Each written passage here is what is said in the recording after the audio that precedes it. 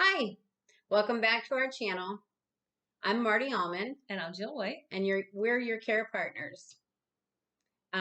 Today's topic is going to be quality of life. Not just quality of life for the caregiver, but quality of life for the person that you're caring for. And I would kind of like to touch on that and what that is. The significance of a person's social history is so important because our social history is what makes us who we are. And that person is more than their diagnosis. And when you're caring for somebody, you can have a tendency to get lost in the Mm-hmm. diagnosis and the doctor's appointments The and day-to-day grind. right, the day-to-day grind. And then we leave out the things that are important to that person. You can hear Jill's little dog. Little. One of Jill's dogs. um, Waking up. but Anyway. yeah, speaking of, I mean, that will be important to you as you Right. Do they like age, or animals? right? Does the person like Mhm. animals? They're the What best. did they do for a living? I mean, you probably already know this. If it's a family member, you knew what they did, but did they take pride in their work? And is that something that possibly you can have a discussion about, collect some old Mhm. photos, um, looking at the achievements in your own life, um, can be uplifting and boost your, boost your mood And they're on still some days. sharing. Mm, They're still sharing and able right, to connect with those parts that they really loved and makes them feel important again and right, validated. right. Because I do. I've seen it happen, and I do believe that people can just get lost in that day to day caregiving and being cared for.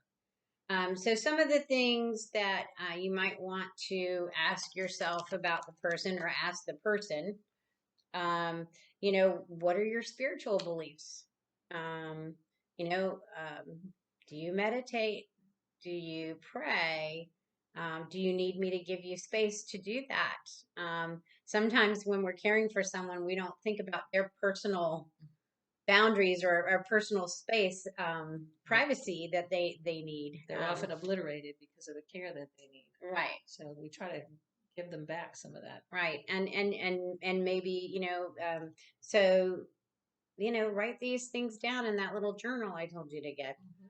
Um, you know, does this person use a specific time of day to pray or meditate or whatever they do, whether yoga, I don't know, but um so, ask your person that. And then at the same time, think about you.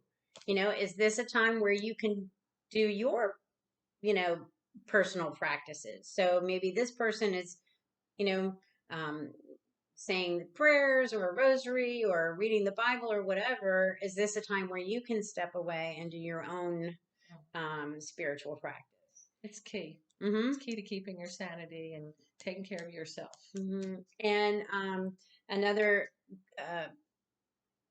aspect of quality of life is your physical well-being. Now, obviously, if you're caring for someone, they might have some physical issues. But Jill, you were telling me something about um, a study that was done Mm, on. yeah. A recent study a gerontologist did, and I don't know all the specific details, but the outcome, they were really shocked and astounded at the outcome. The one group that was studied did mild to moderate exercise, basically getting up and walking And would be these are considered. people These with were people that dementia. had been actually diagnosed with mild cognitive impairment. Okay. So in this 2-year period, they expected minimal to dramatic changes, cognitive changes and behaviors and all. And at the end of this period of time, there was a group, like I said, that did moderate exercise, and another group that just had just took a daily multivitamin. In both groups, there were no changes, there were no declines, and the doctor that was doing the study said she and the team were quite shocked that there were no Significant changes and declines. when they had anticipated. They just didn't know Mhm. how many or how much or how significant, and they basically got none. So, as we say all the time, just Mhm. move somehow, however you're able. Just getting outside, getting some free vitamin D, go for a walk, Mhm. have somebody push you in a wheelchair, go to the mall, watch people. I mean, there's so many things that you can do to just change your outlook for a few minutes or an hour or whatever. We used to That tell our helps. residents, Mhm.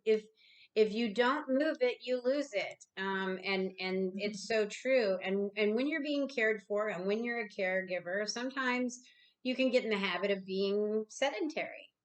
Sure. You know, You're exhausted, because you're probably. exhausted most of the time. Yeah. But that person too, a lot of times, they're sitting in one place and we're doing all this activity around them. Mhm. Again, kind of losing sight of who that person is. Um, I think as a caregiver too, it's important because I've seen some marvelous caregivers that almost did too much for the person. right. So because it was faster, it was more expedient, it was not as messy perhaps. They would feed them rather than let them eat on their own. And we have a great story Yeah. from years and years ago Oh, that was yeah. marvelous. But those things you it may take a little longer, so use that time to try to be patient and do something for yourself while that person is trying to do whatever it is for themselves so that they don't lose the ability to do it. Because Right. once they lose it, it pretty much, for the most part, does not come back. Yeah. Yeah. And just speaking of foods and eating and things like that, what is that person's favorite food? What's their favorite ice cream?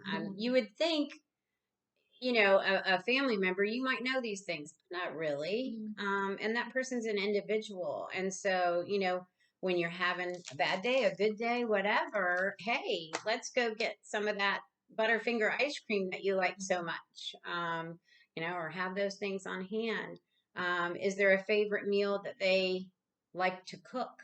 Mm. And can that be an activity that you can actually do with the person you're caring for? And I know that sounds a little overwhelming, but even, um, getting a bag of string beans, There you go. and Snap handing peas. them some string beans and saying, "Hey, will you snap these peas for me and Yeah. get these ready for dinner tonight?" Again, it's quality of Mm. life. If this person has been used to being a homemaker, let's say their entire life, or a mom or a wife or whatever that cooked dinner on a regular basis, Mhm. just because they're sick does not mean that these things and habits go away. Yeah, And the sights and sounds and smells can trigger those memories. So yeah, even if they're not able to do it, they can still enjoy having it done with them or and for them. yeah, and the number one thing is they're feeling productive. They're Yeah. feeling like they're giving, Yeah. they're helping the situation Yeah. when they can do things like that. So important. Mm-hmm. So, and then that kind of brings me to creative. Is your person, and are you a creative person? And, um, sit down and talk with your person if you can, or find out, did they ever write? Did they write poetry? Did they read poetry? Did they paint? Did they sketch? Garden, Mm. cooking. I mean, I can tell you for one that um, I enjoy baking, and I hope I can do that for as long as possible, even if I'm just playing with dough. Because to me, it's really therapeutic, and it's Mhm. also a way that I show other people in my social world how much I love them. I bake things for them, or even making dinners and things. That comes from my heart, and Yeah. it's therapeutic. So I think I got off a little bit. Oh, just creative, just being Right. creative. Um, there's some other creative things. I mean, some people tinker. If we're talking about people who maybe were engineers or something Mhm. like that in the past, or mechanics, or repair folks. Is there is there something, maybe an old radio that doesn't work Hmm. that you can hand this person and say, hey, can you try to figure out how to fix this for me? I Um, don't know if you remember, and I just popped into my head because I hadn't thought about it in years. There was a gentleman that was moved into I believe it was a nursing home situation, and they kept finding him under his bed. oh yeah, I remember that. And they hadn't talked to the family, evidently, to get his entire background. He was an auto mechanic. He was under there working. So they got him a toolbox, and he was thrilled. Right. And, I'm sure that they tried to, keep him from going under the bed. Oh, they got him a little thing he could roll on. Oh my gosh, that's awesome. See, and that's what we're talking about. Yeah, Keep moving. keep moving, keep being, help that person and help yourself. Hmm. Continue to be the person you are. Do not let the diagnosis or the caregiving be the center And of you, your life. And and I mean it is, but it sure. isn't. It doesn't have to be all the Yeah, you time. can spread the joy a little bit. Right. You have a good story about the German woman. Oh, okay. It was Yeah. is that So, in a place where I was working, there was a woman. She was German, and she lost the ability to speak, and unfortunately had become what we say in the business bedbound. But it was my job to make sure that I continued to help her with quality of life. And I was having a difficult time figuring out how to do that, and realized that the company that I worked for provided us iPads. And so I downloaded some apps, and I played German music, and we had headphones, so I put headphones on her. She could still make gestures. So if I said, is it okay if I put this on? She would look and, wide eyed and kind of let me know. So we played some German music. She liked to walk. So often she liked to hike, I guess, in the past. And so often I would put on woodland sounds, sounds of birds and um, rustling leaves. And there's apps for hmm everything out there. So yeah, if you have maybe a person that was a mechanic or something like that and is used to hearing, the sound of tools and things like that, you can play that in the background, of course, not obnoxiously loud, but that's Yeah. comforting. If that's something that that person did for, 50 Yep. years or 40 years as living, and all of a sudden they're home And it's quiet and it's or quiet other and stuff. yeah. Yeah. So, you have to think about that. So let's move on to maybe that person's social life. Were they the kind of person that was member of clubs or business organizations or um, church? Um, let's see. Did they like to go to the grocery store? My Mm. my dad and mom both, as they aged, the grocery store. We lived near a military base, Oh. and they would go to the grocery store, and there would be other retirees and things like that at the grocery store. They run in and they'd have conversations with people. That was fun for them to go to the grocery store. For us, not so much, but Really? yeah, it's not something I look forward to. But that was a Yeah. social outlet for them, and as they aged and they weren't getting out as much, Hmm. that was something for them to look forward Even to. like the beauty shop, I would make appointments for my aunt to go to the beauty shop, and Yeah. she just loved being with different people and seeing the sights and the sounds, and Mm-hmm. it just keeps your horizons from closing in on you if you Right. can, Right. Right. for both of you, Exactly. the care Yes. partners, both. Yeah. Um, excuse me. Something kind of on the opposite side, is that person, does that person have any fears or Mm. anxieties? Have they always had a fear of thunderstorms? Have they always had a fear of dogs or Mm. cats or superstitions? You think that's not a big deal, but in the middle of caregiving, if Mm. something happens, a dog barks or there's a thunderstorm, that person is not going to be so easy to care for if they're anxious and worried and they Yeah. have fears. And knowing all that, especially for people that are losing the ability to communicate, is key for their happiness and yours. Because if Yes. they're happy, you'll be happy or Yeah. happier, And then when my dad was not well, we did do sort of a little assessment, he and I, because I wanted to know what was, Of course. what was comforting for him, what was not comforting for him.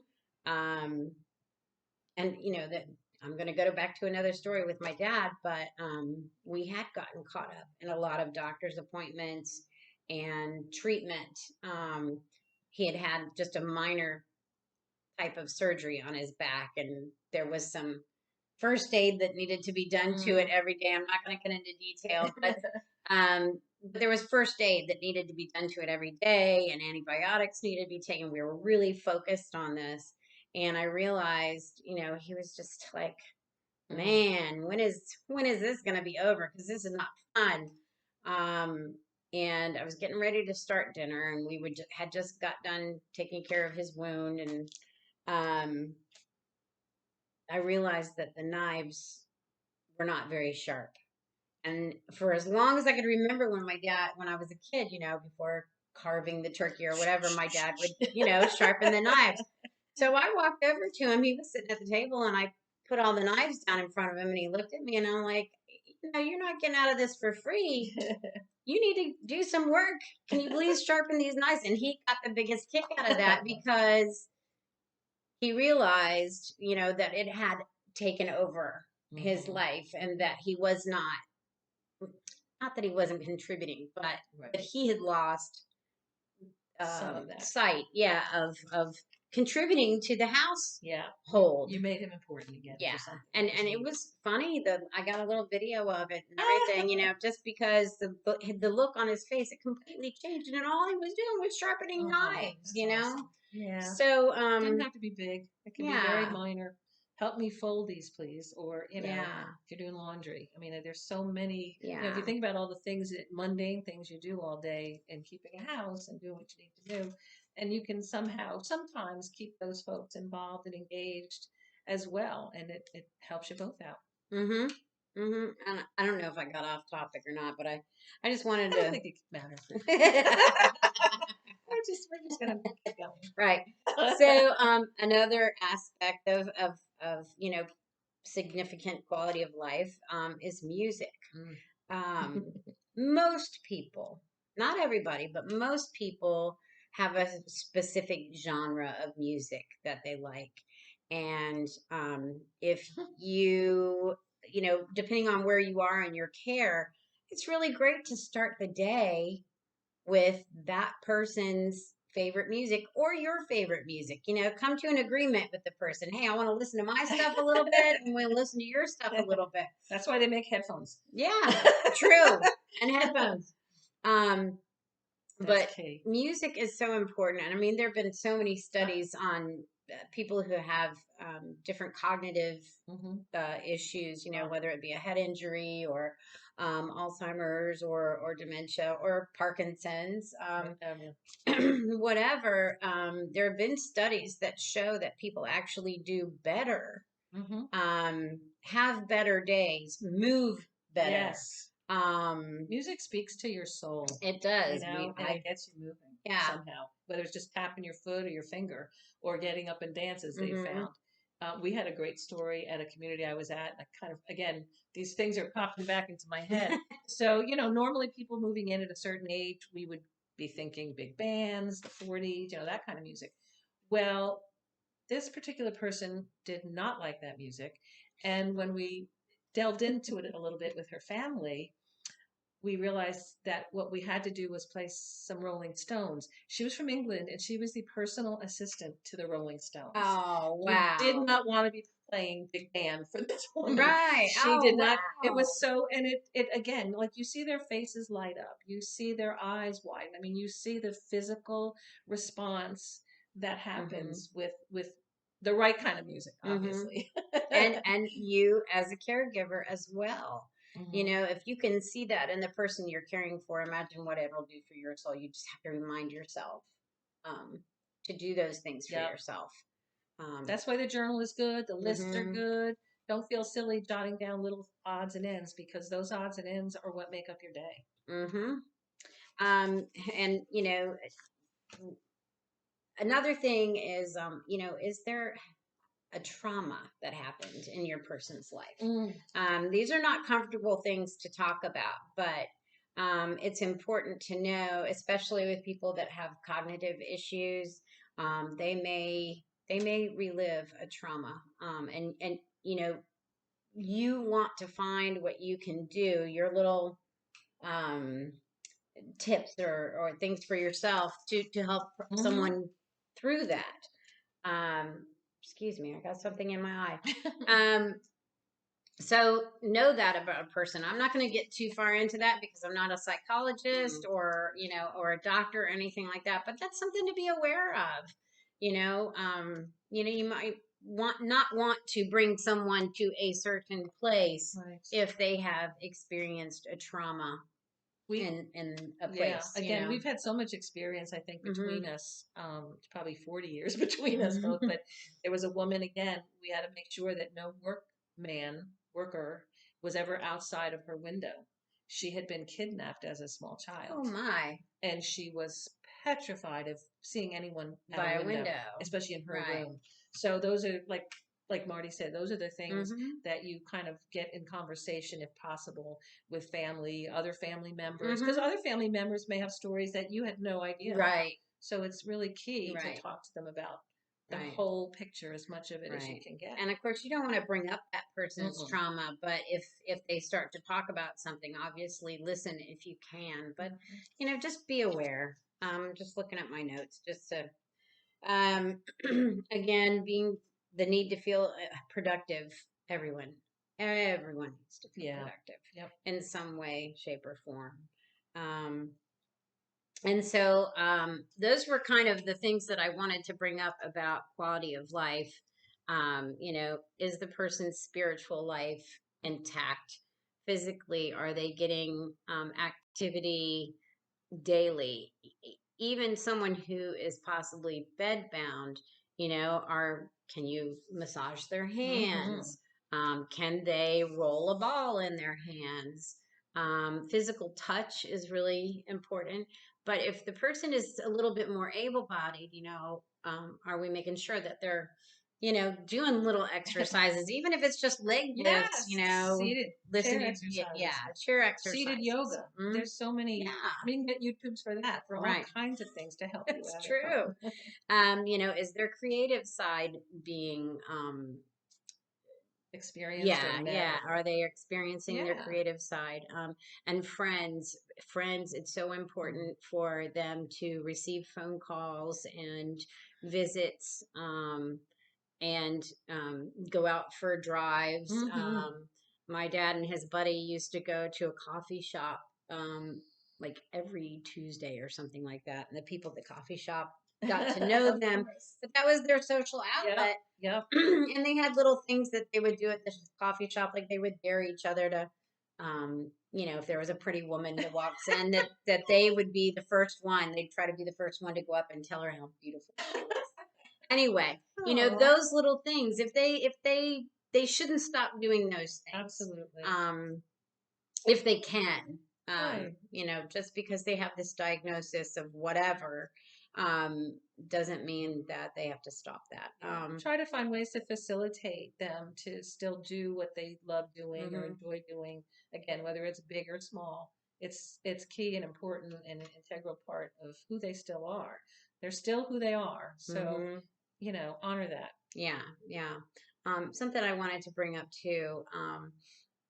Let's say that your person is experiencing blindness, but they still have a desire to learn Mm-hmm. or read or whatever. The Library of Congress has books on tape. Now it's probably, you know, an app that you can tune Mm-hmm. into.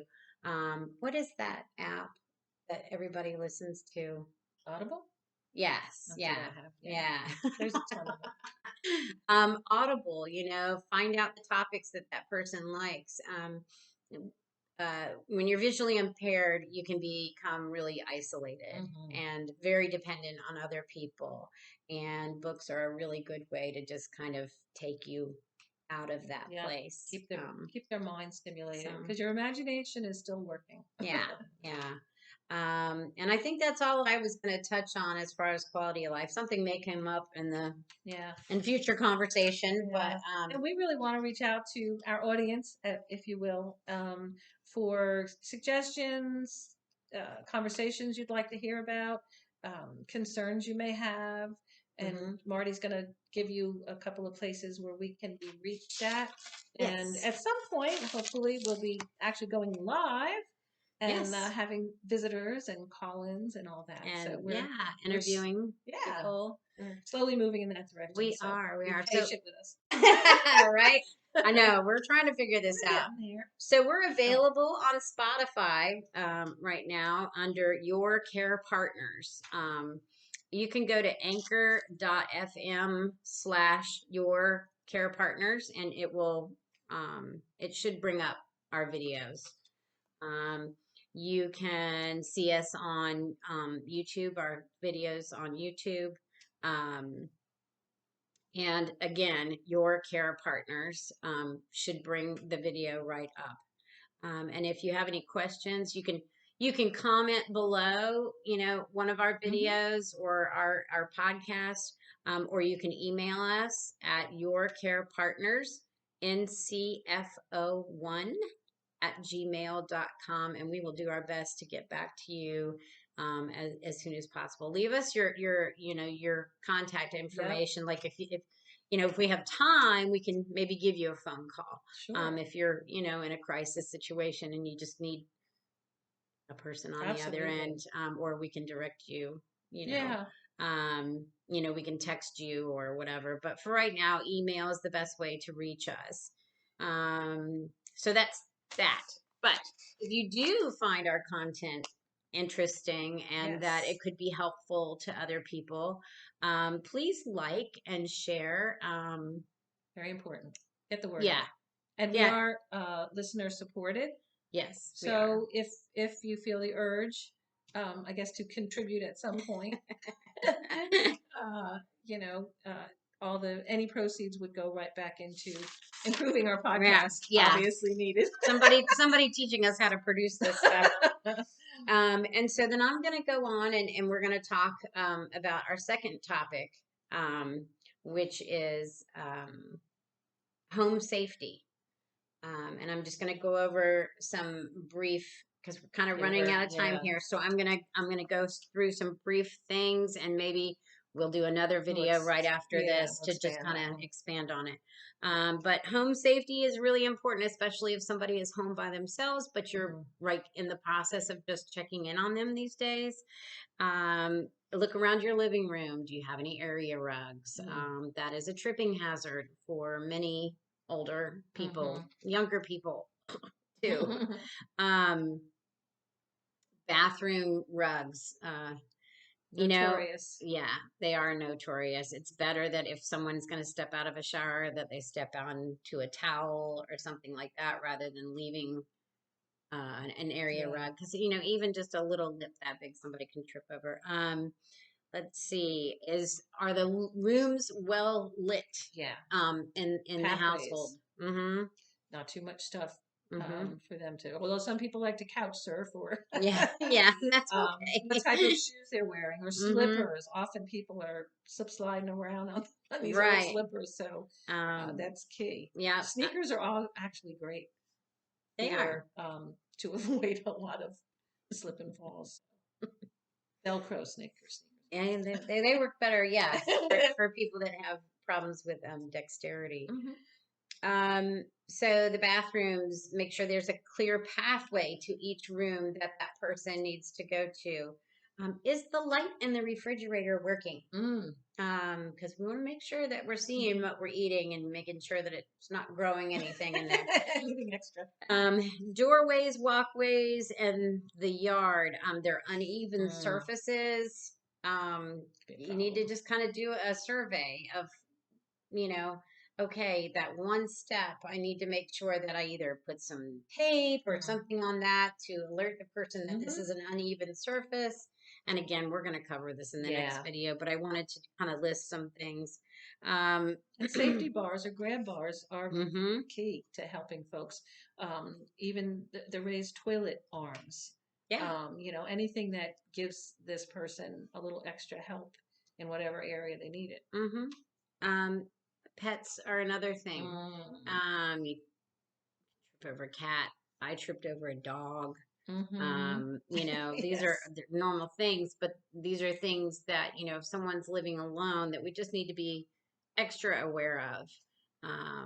And then again, like I was saying, you know, your entryway and your exit. You know, are there coats that are kind of laying on the floor or shoes by the front door?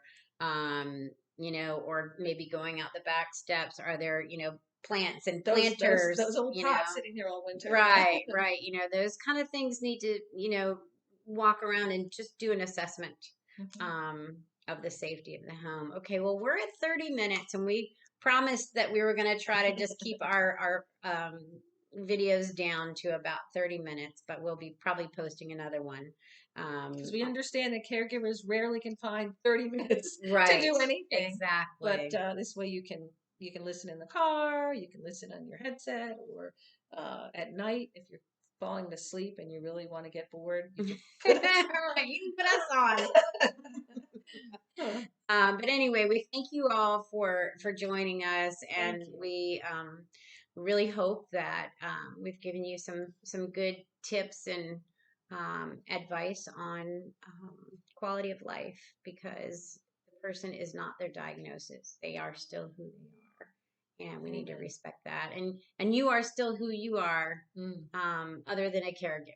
So just want you to have a nice day. And enjoy it. Yeah, tune in to our next video. Thank you so much. Like and share. Yes. Bye.